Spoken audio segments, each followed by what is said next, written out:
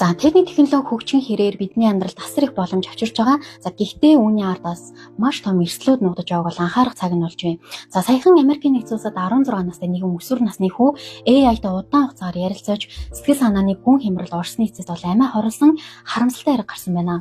За түүний гэр бүл бол одоогоор AI-г шүүхэд өгч хиймэл оюун ухааны хамгаалалт сул байсан гэж бол мэдүүлээд байгаа юм байна. За энэ бол ганц бол тохиолдол биш. Рэнд судалгааны байгууллагаас зарим хиймэл оюун ухааны чатботууд нь амиа хорлох бодолтой хүмүүст буруу аюултай зөвлөгөө өгдөг нь бол тогтоогдсон байна. Тэгэхээр техник технологи бол бидний амьдралыг хөнгөвчлөх хэрэгсэл боловч хит их итгэж хүнтэй адил найз мэт харьцах үед тэр таны сэтгэл санааг бүх чимзэг болгож буруу зам руу чиглүүлэх эрсдэлтэй байгаа шүү. Харин сэтгэлийн хямралд та орсон байх юм бол бодит хүмүүстэйгээ буюу найз нөхөд гэр бүл эсвэл бүр мэрэгжлийн сэтгэл зүйчтэй ярих нь бол хамгийн зөв арга шүү.